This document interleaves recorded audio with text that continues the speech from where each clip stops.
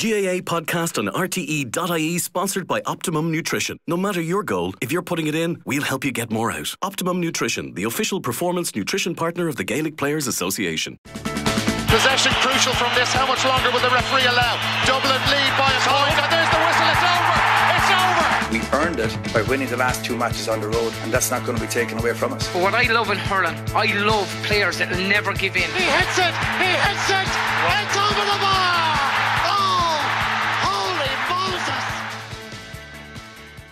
Hello everyone and welcome along to the RTÉ GAA podcast, where we are looking ahead to the All-Ireland Hurling Final for 2024. Michael Duignan and Shane McGrath are with myself and Rory, who are like two giddy school kids ahead of it all. It's been good crack, Rory, hasn't it, this week? Yeah, it's been good crack now. I was down in Cork there for the first couple of days, Jacqui, of last week. I only got back up, excuse me, on late Tuesday night, and to say the hype machine has gone into overdrive. There's dogs wearing Cork jerseys shouting up the Rebels being posted into local radio stations. There's horses being dressed. Look, to my mind, it's all good. This is putting, and I know people will say, oh, they're getting carried away with themselves. Brilliant. Let the bandwagon get carried away. This is brilliant for hurling. This is brilliant for the promotion and the profile and the presence of hurling. All the kids are all down in the local GA clubs. I was down there on Sunday night and Monday night, all with hurleys and ball alleys. Everyone's wearing Cork jerseys. The next generation now have potentially a new bunch of heroes, and we'll see about that on Sunday, regardless of what happens on Sunday. I think they have a new bunch of heroes. So it's all good. And I know people will say, oh, like the hype machine is getting carried away, but I don't know if that really affects the players all that much. Maybe it does. The lads would probably know more about that than I would, but I can't wait. Yeah, look, and I think, to be honest, Michael, because of the novelty of it, I think it'll be like that in both counties, that it's been quite a while since they've been waiting for this. And I'd imagine as a county board chairman, your phone is hopping with your friends in Clare and Cork looking to get onto you any spare tickets. It does have that kind of a circus feel about it, doesn't it? It's been unbelievable, Jacqui. I haven't witnessed anything like it, to be honest with you. And I'm a long time around. My first All-Ireland was a minor in 86. We beat Cork lads just to figure out that one. Yeah. And that's 38 years ago. And this is actually my 30th All-Ireland been involved in. I played in 5, 1 minor and 4 senior, and this is my 25th on the Sunday game. So 30 out of the last 38 years, I've actually been actively involved, which is a great honour. And I'm as giddy as you are, Rory, all joking aside. And Shane, I'm sure, is the very same. It never leaves you as a hurling person, All-Ireland Day. And I suppose, look, we're not going to look back on it. It just shows you what can be done, though, when you go about promoting the thing. Like it's all brilliant and positive, Rory. I agree with you so much. It has been crazy for tickets. And Jacqui, being honest with you, the emails I've got, some of them are so heartfelt. They obviously have the generic chairperson account that people have copped onto social media, then private messages on Twitter and Facebook, people I've never met. And I've read all the emails and haven't responded because some of them are actually heartbreaking. People attaching copies of their tickets for the whole year, photographs of the matches, stories about family being sick and ill and this. And we just don't have them. We just get a limited supply in the county. But we were way oversubscribed. All our past players, all Ireland winners, they all want to go. This every year, the All-Ireland is huge, but I think something different this year is, number one, what you said, the two teams in it, Clare and Cork, haven't been there. Clare haven't won since 13. Cork haven't won in 19 years, which is hard to believe, haven't won 30 All-Irelands in the past. But I think it's the way that both of those teams play as well. And particularly Cork, they play like, and I think I did term this one swashbuckling hurling, a few years ago. But they're going for, and like they took on Limerick straight down the heart of their team. They took on their half backline that was unbreakable for so long. And they went along with puckouts and there was no sweepers, and they took Limerick off their feet. And yet Limerick could have won it and all that type of thing. But there was fantastic semi-final. Clare have come a slightly different route, not being impressive in the first half against Kilkenny. I think a lot of that was down to anxiety and pressure of failing again 3 years in a row. But they came good in the second half and they finished with a flourish. And maybe their time when they're run a bit better after the disappointments of the semi-final. So it's all in the mix. It's a massive occasion. The whole country is talking about nothing else this week, regardless of the fact that there's so much else going on in other sports. And look, the Euros are finished in Wimbledon and this, that, and the other. But it's really captured the national and public imagination. Yeah, feels like that, Shane, doesn't it? It just, I mean, listen, we've been lucky enough to sit up there beside each other on All-Ireland final day, and lots of people know how special it is, but there just feels like there's something a bit different this year. Yeah, we're delighted in tip now that Clare and Cork are in it, because they'd have great time for us. I share your paranoid, Shane. There'll be loads of beeping as we're driving through. You're much more popular than you think, Shane. Yeah. They would always be big fans of tip now down through the years, as Offaly would as well, Mike, I suppose. Yeah, so look, that's just the joys of touching off 8 or 9 counties, but yeah, look, it is unique, Jacqui. It's great, like, and even I'm enjoying the build up there. A lot of people saying there isn't much build up. There is good old build up now, I have to say, compared to the last 2 finals. I think it's been good. Cork are really embracing it, lads. They're videos up of the lads getting fitted for suits. Even the 99 team, the videos up of the lads going to the camps and stuff like that. Clare are more kind of low key. And look, all these things are fine. All these things are fine once you win. If you don't win, then I suppose they're all the worst things in the world. Why did they make a video of them getting the suits? Why did they let them go to the camps? That's just the way it is. I don't think these things affect players as much as they might have used to before. Because they're just so used to it now. They're used to living in the world of people being able to access them, etc., etc. Very unique. I think one thing you're going to be guaranteed, Jacqui, is goals. Like, even I was down in Páirc Uí Chaoimh earlier this year, and there were 6 goals in the second half alone with Clare and Cork. And obviously, you go back to the 2013 final. While it feels like a long time ago now, you still have a large handful of leaders involved in that game that are going to feature again on Sunday. So there'll be great colour there. I think, with all due respect, like, to Limerick people, obviously they want to be there, and maybe they could be there. And I think if you were to look at, a bet for next year, it might probably will be Limerick to win the All-Ireland, because I think maybe if some of them were thinking about leaving, I think the Hurt will actually keep them now. But that's a story for another day. And I just think you'll have loads of colour up there. It'll be a savage atmosphere. Like, I mean, the All-Ireland semi-final, Limerick and Cork, was as close as I've ever seen as a player, or been looking up, as you said, Jacqui, to sit up there, up where you are as well, Mike, on Sunday, to an All-Ireland final. It was unbelievable. The atmosphere was unbelievable. The traffic on the way up, the traffic on the way home. So, like, that's just what Cork bring to it as well. So, look, it's going to be savage. I think the build-up has been brilliant, as I said. The 2 weeks is good as well for players, while the 4 weeks allows maybe the outside world to maybe get kind of more preview nights organised and get these things organised and stuff. I think as a player, the 2 weeks is ideal, because if it didn't go well for you in an All-Ireland semi-final, you don't have to dwell on it too much. If it did go well for you, the next game is coming up in 3-4 sessions, not much heavy training to be done in between. So look, I'm really looking forward. I'm up there as well. There's another Offaly man on the radio. Brian will be doing the radio. You'll be doing the telly. You're taking over that side of it, Mike. Fair play to you. You're doing a good job of it. And myself and Milan and Aoife Sheehan's.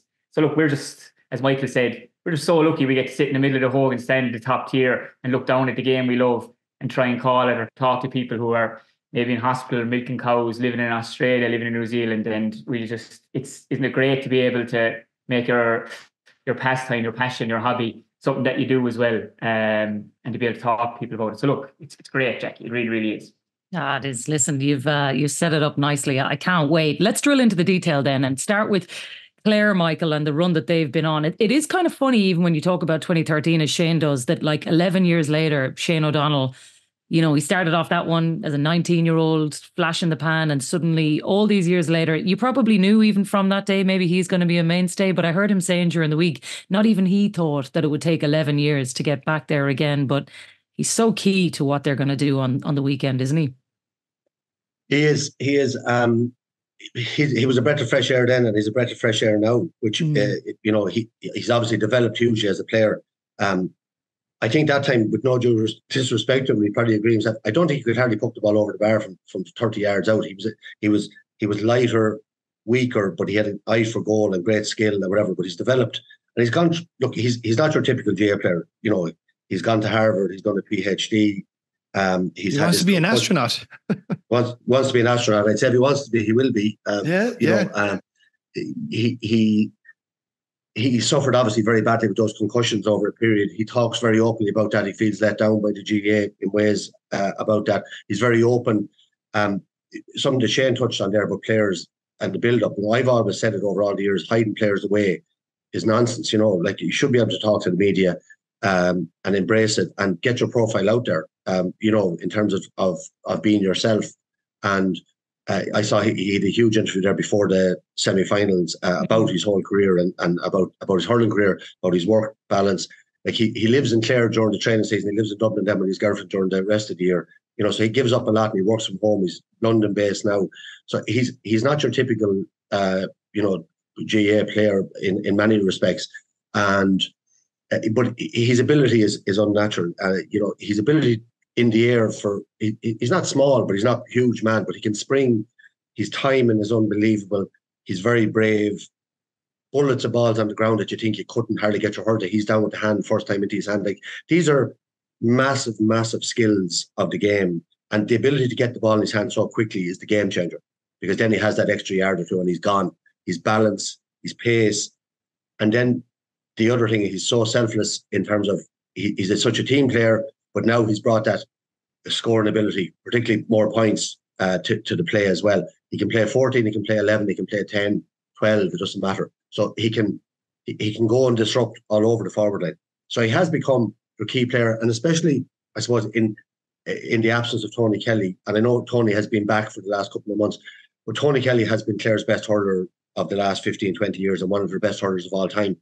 And he's coming in under the radar as well. And I think he could be the real key player as well on Sunday, because he'd lost his confidence. There's no doubt about that over the summer, coming back from injuries. Over the last couple of years, he's been in and out of the team so much. And he looked to me, he didn't even want to take on shots that he would have been popping over the bar for the last 10 years. But against Kilkenny, he never touched the ball in the first half. And the second half, he came out and he just showed his class. He forced himself into the game. Having had two very poor days against Kilkenny on Mikey Butler in the past, he scored 3 points in the second half. And he's going to carry that on Shane's point. He has no time to reflect on that, only carry that into a final now after maybe a couple of training sessions. And he's going to be huge. And Conlon is the third one then, John Conlon, the spiritual leader of the team. They're the three there from 13. And he is so key to how they play as well. So they're remarkable people to be able to keep doing that at that level over that period of time. And John Conlon is 30. He's older than the lads. He's mid-30s. Shane, you probably know, 35 anyway. And it's remarkable what he still brings to the team. And Lohan, of course, then the link to the 90s. And, you know, so there'll be huge, probably psychological belief, spiritual, almost the way Clare bring that Nan type, Dalo type profile to the whole setup. And I think they'll be leaning very heavily on that against a much more flamboyant and young and, you know, confident Cork team. Confident. That's a euphemism for what you really want to say, Michael, is it? but Rory, I actually love I'm only joking. Yeah, but I love it. I know I have a lot of detractors in Cork that think I don't like it because and I just say to them, it's not my fault. It's 19 years since you won All-Ireland. But they had. Maybe that's why they don't like you, Michael. That you're that blunt with them. You only speak the truth. But they had gaps of 3 and 6 for years that we talked about over and over again. They had a difficulty winning ball in the half forward line. You know, they were perceived by their own people, hurling people, as being a bit soft and a bit flaky, as been talked about. And Pat Ryan has done a remarkable job over the last couple of years in eradicating all of that, or practically all of that. And people forget last year they were so unlucky. You know, this year they got off to a shaky start in the championship and had to beat Limerick. But last year they were beaten a point on 3 occasions in the Munster Championship round robin. And he has brought confidence. He's gone 3, a young player in Owen Downey. 6 was going to be a young player in Kieran Joyce, but has become Rob Downey. 11 is Shane Barrett, who's come up through generation. And 14 is Alan Conley. He's built his team on 4 young players that have come through the ranks who bring everything that you need. And Shane Barrett's on course for possibly player of the year, in my view. He's absolutely, along with Darragh Fitzgibbon, unbelievable. So Pat Ryan deserves huge credit for that and for bringing the Corkness back into Cork hurling. And you know what I mean by that. Yeah. I think that's fair as well, though, Shane, the Corkness, whatever it is you describe it as. Michael is absolutely right. It is built on, these young lads have had success as well. It's not like it's coming from nowhere. Like, they have had underage success. They're used to winning. So being flamboyant is just who they are, because that's what they've been doing. Yeah, that's it. Like, you know, you can see that they're growing in confidence. First day against Waterford just didn't go well. But sure, I didn't suppose what was the problem? So they just didn't have their best team. Like, they picked their best team after that, and slowly but surely started gaining momentum, started getting better and better and better. And that's what it is. And it's it was like, it was damned if you do, damned if you don't for Pat Ryan. Like it could have gone disaster. Like, because he was kind of saying to 5 or 6 older lads, look, it's not happening. Like, you know, I'm going to go with the young lads. Went with the younger lads. It's paid off for him.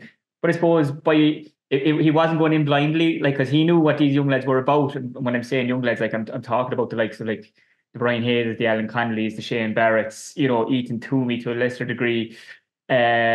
You know, these kind of lads, like, which he'd worked with underage. So he knew what they were about because he'd won All-Irelands with them. So he went with them, and as they've grown in confidence, and that was never as evident as it was the last day up in Croke Park, Jacqui. So they've been brilliant, like, you know, and touch on what Michael was saying there, talk about Shane O'Donnell. Like, I think Shane O'Donnell and Darragh Fitzgibbon are the two front runners for Hurler of the Year at the moment. And just going back over the matches, like, they both played 7 games. They both scored from play in all the 7 games. And even the last day against Cork, when Cork played Clare down there, like, Shane O'Donnell, just have it down, because I was down doing the radio that day. He had 11 possessions in the first half.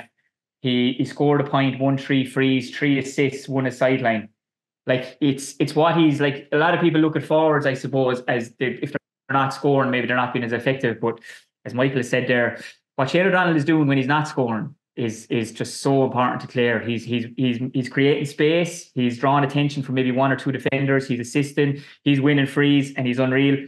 But I just have to say, as a midfielder, what Darragh Fitzgibbon has done this year, like 22 points from play. 22 points is outrageous, Shane, isn't it? It's outrageous. Like, I mean, just from, well, the game has changed a lot since I was midfield. Like, it's not a million years ago, but it has changed a lot in regards that it is bypassed a lot now, or when it does go in there, you're talking about maybe 12, 13, 14 bodies in there, whereas you might have had a bit of space before. But like, most goalies now, lads, are landing at 45 further. And like, what Darragh Fitzgibbon is doing, the way he's playing himself into games, the way he's using the space, the way Cork are using Darragh Fitzgibbon and taking your wing forward and putting him into the middle and letting him run on, e.g. what they did against Limerick the last day, taking the wing backs out. And Darragh knows it's going there. And to credit Patrick Collins, his puckouts were poor against Clare earlier on in the year. He worked on him a lot. His puckouts were brilliant the last day. But like, that's where I'm kind of maybe leaning towards Darragh Fitzgibbon a little bit more, like, to say that he scored 22 points from play. I think he's Cork's 3rd or 4th overall top scorer this year from midfield. Doesn't take the frees, and I just think he has been phenomenal. So when you talk about trying to tie lads down, you know, like, if whoever can tie either of those down the best, whoever can, if Cork can tie down Shane O'Donnell the best, who that's going to be, will it be Sean O'Donoghue? Hard to know, because Shane O'Donnell is drifting in and out between the half forward line, full forward line. And for me, it has to be Ryan Taylor that's going to have to try and detail Darragh Fitzgibbon for his athleticism. You know, if he's not a full game in which a lot of people are saying, I understand that, because he came on the last day, that was his first game. But if he got to 58, 60 minutes and Darragh Fitzgibbon has not been effective, he has more than done his job. Job done. And let someone else come on and try and finish it off. But I just think that if Darragh Fitzgibbon has a big game for Cork, it goes a long way to them winning, and vice versa with Shane O'Donnell. So look, they're just 2 of the lads. I just think also, Jacqui, quickly, like, what way they want to do with Shane Barrett, I think is going to be very, very interesting, because I just don't know if John Conlon is the player for Shane Barrett with the way he likes to play, very defensive 6, sitting in the pocket. And we've seen what Shane Barrett is about, lads. When it epitomised it for me was the point he got off the Hurley. And like, the Limerick lads were flailing to try and get back at him. You know, Decky Hannon, he was finding it hard just to get back, get something on him. So are they going to look at maybe David Mack going into 6 and trying to curtail Shane Barrett? And I think that would be very interesting. And also, what are they going to do with Brian Hayes? Because it's a mismatch between Adam Hogan and Brian Hayes, like, you know, height-wise and everything. So maybe you'll see Conor Cleary. And finally then Kieran Joyce. I think Kieran Joyce is made to go and try and mark Peter Duggan for what he did to Gerard Hegarty. So, like, you know, there's lots of ifs and buts that will be talked about a lot over the next few days and even on the day of the game. But I just think Shane O'Donnell, Darragh Fitzgibbon, and those 3 man marking jobs, they'll go a long way to getting the winner, Jacqui. Like. Mm. Do you know, one of my favourite things to do, Michael, is when I'm listening to you doing commentary, is the nuggets that you get that you don't get on the television, where you are saying, look at this, he's detailing him, this fella's gone off, here's who's picking up this fella, here's who's picking up this fella. Because Shane is absolutely right. Those key decisions around who picks up who is what's going to define this game. And it's going to be helter-skelter for you on Sunday when you suddenly realise this fella's going on him, this fella's going on him. Because if you get one of them wrong, the whole All-Ireland could be gone from you. Yeah, it is. I just said something before. I'll come back to that. Is that what often happens in All-Ireland as well is that somebody you never thought of was going to be the match winner. Absolutely. It happens so often. It's unbelievable. We've seen it over the years. Back to 95 when Clare beat us, Fergie too, who was a steady player. He scored 4 points from playing the final. We didn't see him come. We Jamesy nearly imprinted on our foreheads, but Fergie too, he took over. But you know, without going over what Shane said, because I would agree with a lot of it, you can look at other matchups all over the field and come down to it. But a lot of it, even before that, is handling the occasion. It's handling the nerves. It's the build up. It's traveling up the night before, maybe not being that used to it. All those things come into play, and how you actually get there, and how you feel on the day, and how you actually perform under pressure. And they are all used to it to an extent, but All-Ireland final day is different. And the semi-final will definitely help Cork in that respect, because it was more like an All-Ireland final. Rory, we had a bit of a chat earlier on there, and you made a very good point that there might even be a better atmosphere at the semi-final because there's so many genuine, if you want to call it genuine, inverted commas, supporters. Like the All-Ireland final itself has turned more. There's more corporate. There's more people from all over the country because of the nature of the distribution of tickets, and there's more. It's more of a massive sort of World Cup final, European rugby final, whatever occasion. So Cork will definitely have learned a lot that day about the day itself and coming up and handling it. And then Clare had that experience we talked about. But look, it's down to it. And Cork the last day, the other thing that wasn't a big factor was their subs bench, which we've talked about this for years now. Particularly the last 10 years, the Dublin footballers, the finishers, Jim Gavin christened them the finishers. Whereas Cork didn't really want to bring on anyone the last day. The first 15 gave one of the great team displays. I think I said it in the commentary. And Shane Kingston and Robbie O'Flynn, I think, were brought on very late, but it was really only Seamus Harnedy couldn't really stand up. He got a very heavy knock from Darragh O'Donovan. And what a warrior he is. We haven't mentioned him. Yeah. Probably, himself and Hoggy are the two that I think everybody would love to see winning All-Ireland medals. And I said this, I do an article for the Mail on Sunday, I wrote it earlier this week. I'd love to see Brian Lohan winning because I've known him for so long, and I know he can come across a bit grumpy and in his interviews and everything else, but he's a great fellow when you know him, and he's put so much into Clare hurling. But I'd also love to see Pat Horgan and Seamus Harnedy in particular winning All-Ireland medals. The three Clare lads have that we've talked about, who've given so much, have them already. But it doesn't work like that. They're not giving out the lucky bags.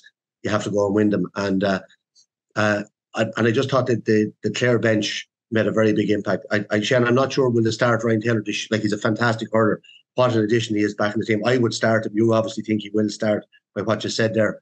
But he is a phenomenal player. Ian Galvin's man makes a big profit. David Reedy, nobody talks about him.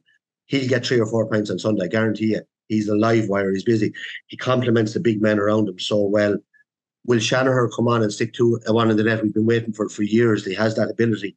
Doesn't always happen for him. So Clare have an awful lot of huge options. And the thing about Clare, I think that will be hard for Cork to pinpoint. And so long I've answered your question, but I think they're totally unpredictable as opposed to Limerick. I think Cork earmarked Limerick this year. They've beaten them twice, which is phenomenal. How much is that taken out of them, mentally and physically?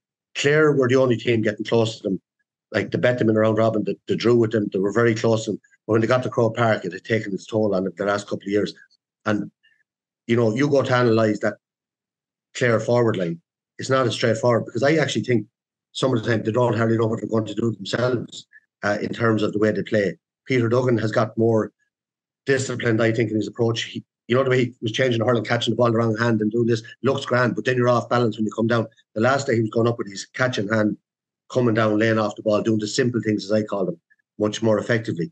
And I just see a maturity about some of that that's taken a while. That's taken Lohan maybe 5 years to get into this pitch. And that's why I have a slight fancy for Clare on Sunday. All of that is very reasoned, though, Rory, isn't it? Michael makes a good point around, I think, just what it might have taken out of Cork even coming through those 2 Limerick games, because you're absolutely right. The atmosphere at a semi-final, the emotional drain of something like that. And I think given the Clare and the wily nature of what they might have learned even from over the last number of years of those titanic battles with Limerick, they know all too well that there can be an emotional come down after something like that. Yeah. Like that. How could there not be? I mean, they're only human. They're amateur players. It was just, as I said, the morning after that match, it was arguably the greatest experience I've ever had in Croke Park as a supporter. So I can only imagine what it must have been like for the players and the management. So I think that's natural enough. This is a 50-50 game. I think Cork are being depicted as favourites by a lot of people, and some pundits are going for them and others are not. And I know if you're looking at odds, I think Cork are favourites. But I see it no more than a 50-50 game. I think Shane mentioned the round robin game in Páirc Uí Chaoimh. I watched it last night. Great game as well. A lot of people pinning their reasons behind that defeat, maybe on Sean O'Donoghue's second yellow. I think the game had turned long before Sean O'Donoghue was given his marching orders, actually. I mean, Cork went 7 points up very early in the second half of that game, and Clare had really reeled them in. I think it was down to maybe 1 or 2 by the time Sean O'Donoghue got that second booking, and he was very hard on himself, I felt, in that interview he gave to Kieran Shannon in the Irish Examiner. Brilliant interview as well, by the way. So I think that Cork's record against Clare is atrocious. Last 5 championship matches, 1 win, which was a squally old qualifier during COVID times. I think when Patrick Collins made an incredible stop, using his body once again on the last gasp Tony Kelly chance, maybe to get Clare out of trouble. So Clare have Clare will kind of be saying to themselves, we have their number. We have Cork's number on this. I think obviously it's a very different Cork team in some ways. Shane mentioned there about how Patrick Collins' puckouts that day weren't great down the park. I think the issue there, from what I can gather, listening to the commentary, the wind apparently was unbelievable that day. It was like a howling gale. He probably won't have that. And the other thing that I think Shane correctly pointed out, it was the first time that the Glendabars, the Rockies, were in that full forward line. And that was their first time playing together. They've now played 6 championship matches as a triumvirate, right? Mm-hmm. So the understanding, when to run, where to run, how, who goes, I'll go for this one, you go for the next one. That has immeasurably increased in terms of just how the whole thing works in a much more cohesive manner. And it gives, I suppose, the defenders the opportunity to get the ball in. Doesn't really matter. I think that because they have each of them bring different things to the table, it'll give Clare plenty of things to think about in terms of that full back line versus full forward line. I would still have big concerns about 3 and Michael mentioned about how Pat Ryan solved to 3 and 6. Has it been completely solved? I would have a wee bit of a concern. You have a very, very young player at 3. And they put O'Donnell in there on top of him. One of the many attributes that Michael spoke about Shane O'Donnell is his intelligence. And I'd wonder, did Limerick and did Kiley maybe not capitalise as much on that? Now look, young Downey, he's a Northsider, he's from the Glen. I'm going to have the whole of Blackpool chasing me after this now, I no doubt, but I can tell you this much, he won't be lacking in confidence, he won't be lacking in self-belief, but he is very young. Is he even 20? Yeah, I tell you, I think the trust that Pat Ryan has what's the word I'm looking for? That he's grown in Owen Downey is unreal. And I tell you why, right? He got a yellow card against Limerick early on in the year in the round robin, and they took him off, because I'd say they felt he's going to get a second yellow. Soon as he went off, Shane Flanagan scored 3 goals and 3 points, right? Owen Downey got a yellow card the last day. Again, marking Shamey Flanagan. They left him on for the whole match. Shamey Flanagan scored 1 point from play, got taken off. And I think that was kind of like Owen Downey. I was there that day as well, Rory. Owen Downey was disgusted that day getting taken off. And you know what? Rightly so. He didn't even go into the dressing room at half time. He stayed out. They'd come out and kind of just say, it's okay now, we're all part of the team and all this. And I'd say when he's looking back now, it was just pure. He was just so frustrated and so peed off that he got taken off. And sure, I think he repaid it in spades last day. He got his yellow card. He was immense after that, the job he did for Cork. So while you're saying it's not fully solid, I think Owen Downey and Robert Downey have been exceptional, and I think they've grown and grown and grown. So I think that they're fairly there now. And imagine the understanding them 2 boys have with each other. You know what I mean? But Downey will know if Robert Downey is going to miss it. That's anyway. And there is one other small key factor as well with that earlier round robin game, Jacqui. Tony Kelly was obviously not togged out. He will be togged out the next day. And look, we already spoke about his influence on the team and obviously the connections that go back to 2013. And I think equally, by the way, and I don't know whether it was Shane or Michael both mentioned about the 3 and 6 issues that potentially Clare have. And I do think, given the nature of Patrick Collins' puck outs and given the ball of energy that Shane Barrett is, that will be a big job for John Conlon. There's absolutely no doubt about that for me. But look, I think it's going to be like all of these things are just all the little subplots about matchups, and all of a sudden everybody will be, watching to see who gets on top where early doors. Listen, bring it on. Yeah. Michael, where are you at on that Cork conundrum 3-6 defensively general? What do you think of what Rory is saying there? I think it's very valid in terms of both full backlines. I think Shane mentioned a whole lot of potential matchups. I think you look at the other end. If that Cork full forward line hits top form like they did the last day, Brian Hayes got 1-4. Alan Connolly got 3 points, playing a different role. He's the goal scorer supreme we saw during the Munster round robin. He was scoreless against Offaly, scoreless against Dublin. There was a bug in the camp or whatever. A lot of players were sick. I think we can discount that match to a certain extent. They're always probably going to beat Offaly, even though it got very tight at one stage in the second half. But in Munster he'd been brilliant. But the last day he played a different game. He got away from the goals. He tried to drag Dan Morrissey away, and he scored 3 great points in play.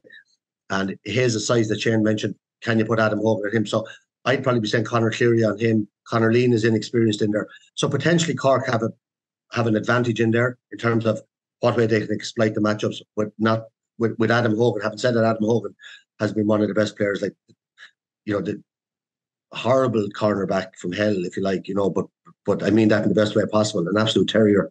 And on the other end of the field, Clare, and I'll get to Shane Barrett's thing, I think, out of this too, because Clare, I don't think can afford to leave 3 inside, because if John Conlon sits, someone has to pick up Shane Barrett. That creates a problem for Clare. So I don't think they can leave 3 inside. So who's going to come out the field and what they're going to do and try to exploit inside.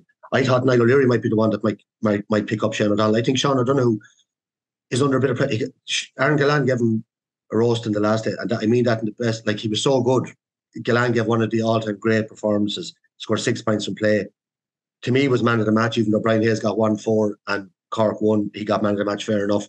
But Gillan gave that exhibition. And Sean, as you said, that interview, Rory, he was very hard on himself about getting that second yellow down, and that's in his mind. And I'm just wondering, he's the captain of the team. Can I ask you on that, actually, Michael? If you when I looked at that again, I watched it and I just rewound it. There's 2 lads going for a ball that's after breaking. He's no Hurley now, right? Yeah. And he meets him shoulder to shoulder.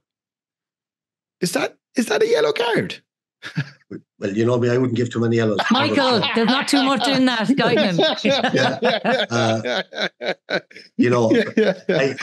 Rory, you're catching me off. I can't. So long ago now. I can't. You watched it last night. You're obviously not obsessed with it, Randy, but I haven't watched it since that day. I think I recall that was on GA Go. I don't want to bring up another minefield here, but was it yellow, Rory? Was it yellow? That's a yellow. Was it yellow? Was he blocked? Was yellow. Coming out. I was just going to say my recollection. Absolutely body checked him. Yeah. I watched it here on the telly behind me. You can't see it. It's a dark evening here, lovely. But I think I called it the yellow at the time myself. But that's all. Anyway, that's all water under the bridge. But I'm just saying there is question marks and doubt. And when you're lying in bed the Thursday, Friday, Saturday, Shane knows this before an All-Ireland final. You don't want to have doubts in your mind if you can help it at all, but you will have, and you'll go places, and you have to convince yourself then and clear the head for the big day. So it's all part of it. As we could talk about it forever. It could be a slip, it could be a mistake from a goalie, which I hope it's not. I hope it's not a referee mistake. It's an awful job now, and I used to be looking back on my commentary career over the years. I was probably too hard on referees a lot of the time, because it's and I've tried to tone it down a bit over the last few years because it's very, very difficult. The speed of the game, the amount of throws that people, to be on to me morning, noon, night, a lot of them are throws. I know we have to call them if we can see them, but the last time we probably got it wrong. Alan Connolly was probably a hand pass and it looked like a throw, and the ref called it as a throw. And if you let it go and let it flow, you have people saying they're not applying the rules. And if you apply the rules, you have no hurling. So all of that. And look, and Johnny Murphy, he said he booked Rory O'Connor early the last day. Was it a yellow card? Probably, technically, yeah. Would I have given it? No. No, you definitely wouldn't have given well, it. Well, coming across with an arm. But then the second one, Johnny Murphy had no choice. But Rory O'Connor, from a player's point of view, has to take responsibility as well. It's a ridiculous slap to give. So all of those things are factored in. And the other point that Shane made about Owen Downey being taken off after yellow, like if some of the full back line get a yellow early on, if you're marking Shane O'Donnell, if you're marking Alan Connolly, he gets a ball, he heads for the goal. If these players realise you're on the yellow, with the black card for the deliberate drag down, with all that. So all of these things in real time at 100 miles an hour, a mistake here or there by anybody on the field, including the ref or umpire or someone else, could decide the game. Yeah. All right. Well, you guys are in a comfortable position of being neutrals in this. So you can make the case generally for, in your head, when you go to sleep on Saturday night, Shane, and you're dreaming about the All-Ireland final, because I know you're that kind of fella and that's what you're going to be doing. Give me the case for who's going to win this match and why you think that's going to happen. What has to go right for Cork? What has to go right for Clare? And ultimately, who do you think holds the aces and who's going to win? Yeah. I used to watch up for the match anyway, Jacqui, because you were always great. Old crack there, help relax everybody. You want to see it this weekend? It's going to be like a circus. I can imagine, yeah. There you go. There's another great thing. And some lads will be shook in Crow Park, I'm sure, Sunday after up for the match. Who do I think is going to win? I think Cork are going to win. I think if you look at the matchups, you look at where they're at. Michael spoke about their inside forward line. I just don't know, what did they get, 112 overall the last day? I just thought they were awesome, and I just don't know, can Clare go toe to toe them? The matchups around the field. I just think when I look at it, man on man, with the way the teams are, as Michael has said, with the finishers that Cork have, if needed. I just think I'm leaning towards Cork. I think Cork are going to win this. I think the confidence they'll have from the performance in the semi-final, the way they're hurling. I think they're a completely different team than what lost to Clare earlier on in the year. As are Clare now, they are a different team too. And I think on the Clare side of it, then who's going to have a massive, massive performance for Clare? I think Tony Kelly is going to have a massive performance for Clare, because I think he's hurting personally, maybe from frustration he's had with his injury, and maybe even the last day against Kilkenny to a lesser degree, while the rest of us would love to be getting 2 or 3 points in All-Ireland semi-final. That's just the standard he has set for himself to become Clare's best hurler ever, in my opinion. So I think watch out for Tony Kelly Sunday. I think he's going to have a massive game. But I do feel just all the matchups and the way Cork are at, I'm leaning towards Cork. It's going to be close, but I'm going to say Cork by 3 points. Oof. I tell you, it feels like that, Michael. It's just very hard to call. I know you have a slight fancy for Clare, and it's even that flip of the coin, half the pundits we talk to feel one way, half of them feel another way. And I guess, as Rory said, 50-50 game is kind of the way that this has always felt the closer we get to it. It is, and the reality is none of us have a clue really what's going to happen. So that's it. We can talk about it forever, and that's what we're here for. But I think if Cork produced what's produced the last day at that level, they win. But I think Limerick while they were brilliant right up to the final whistle. They could have won it. They made a couple of very bad decisions on the field, which is not like them. Tom Morrissey was straight down the middle. I think was I got his name wrong. Was one of the Adam English, I think, had a shot, was it? And Adam English had a shot. Aidan O'Connor. Aidan O'Connor. I caught Fergal, I think, in the commentary. Aidan O'Connor should have flicked the ball. He actually hit it wide. Adam English had another shot that went over the bar, but he should have passed it inside as well. So Adam English was the one to Tom Morrissey that he scored. Aidan O'Connor, it was Declan Hannigan up the middle. And both of them were just straight through 2-on-1s, 3-on-1s, and even a couple of the wides that they had. So they're brilliant champions. But I think they were at the top of the hill. They were lacking that just little edge, that little hunger thing that we all talk about that you can't really quantify, had just gone a little bit with Limerick. And Cork produced one of the all-time great displays then to beat them. And it's just a hunch that it would have taken a lot out of them. And they had so much homework done individually on every Limerick player. Like they had them, it was a masterclass from the 7 floor looking down in terms of right across the field. They never put the ball to Kyle Hayes. The only time he came up the field and scored a point, Dara Fitzgibbon, that Shane mentioned, was in his position before the ball was hardly over the bar from Kyle Hayes. It was in Dara's handed over the bar at the far end of the field. So there was kind of saying, go ahead there, Kyle, we'll hit you at the far side.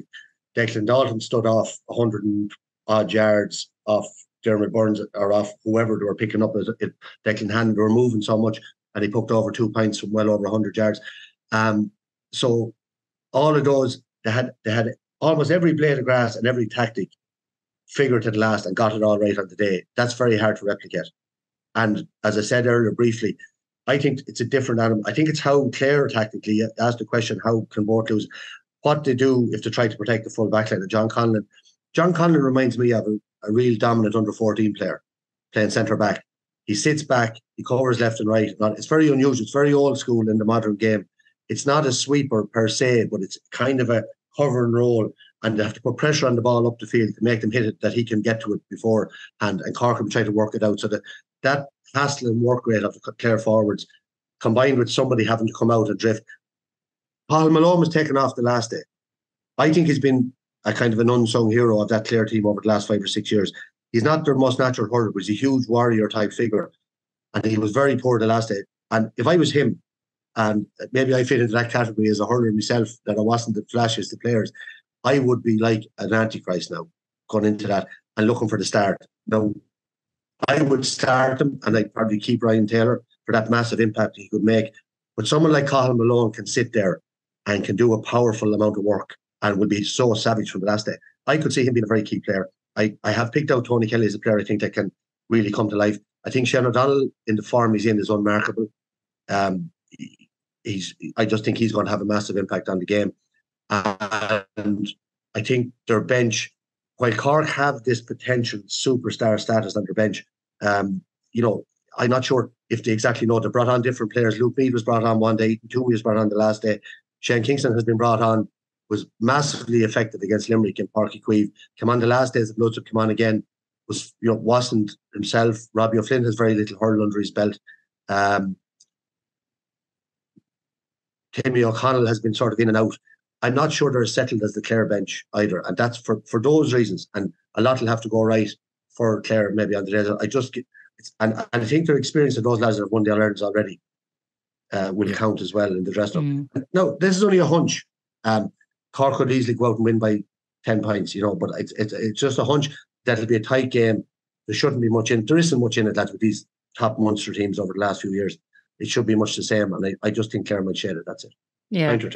I think the saddest thing, Rory, is that this is the end of it, because, just what a brilliant hurling year. What a novelty for it to end like this. And even not even to have Limerick in it, who have been potentially the greatest team of all time. This has just been a magical season, and I hope we get a magical end on Sunday, whoever wins. And I genuinely mean that, even as a Cork person. I just think whatever happens on Sunday, there is going to be magic on the air, because it's going to be 11 years or 19 years. And for hurling people, just, the vast scenes that you're going to see on Sunday are going to be incredible. And look, if Clare were playing anybody else, they've always been my kind of second favourite team going back down through the years. Era, don't be trying to keep the people in Clare happy. Yeah, well, genuinely, no, though, like the team in the 90s, no different to Michael's team, they had a huge influence on me as a kid growing up. We can all remember the summer of 95 and the heat and just the arrival of that banner roar and Ger Loughnane, the great Ger Loughnane, onto the scene, and just that period for hurling where I think for 5 or 6 years in a row, neither Cork Kilkenny Tip even made a final, and you had Offaly winning a couple, and Wexford, Limerick, Clare, all making All-Ireland finals, and you can trace it all back to that. Brian Lohan, I think, was Hurler of the Year in 1995. He's the manager on Sunday. Pat Ryan played in the 99 final, which was the first final where we'll say the dark forces struck back and managed to get back into a final, and Pat Ryan was playing that day, and they're the Jubilee team on Sunday, and Pat won't be there. So all the connections are all there going back into that particular period, and I think it's just such a special time in hurling, that particular time. And to see it now, where it's all going to unfold for a new generation, I think is absolutely fantastic. What do I think is going to happen? I couldn't agree more with Michael. have not got a clue. Don't have a clue. Anything could happen in this game. The only thing I would say from a Cork perspective, though, I suppose, I think they're here. They're here now for probably the next few years. So, even win, lose or draw, don't be getting too carried away and don't be getting too downbeat, because I think Cork are here now and they're going to be here for a few years. And but look, there's no harm trying to get that first one onto the notched onto. Get the first one there now. If I could just say there, like it, I don't. We look at times and say, look, hurling is not played all over the country, and that the issues in promoting the game, which are real and true, and they're very difficult to solve. But hurling is in a good place generally. I think in terms of it's like the 90s. There's 7 or 8 teams sort of at the high level. There's a few other teams trying to get there. Like, look at the year we've had.